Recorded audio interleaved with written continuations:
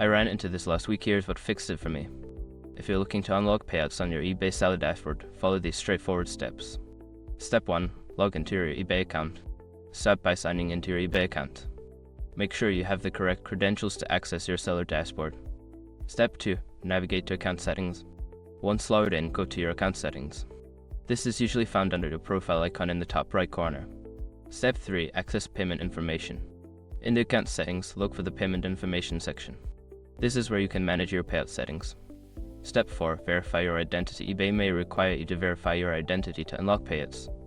Follow the prompts, which may include answering security questions or confirming your phone number.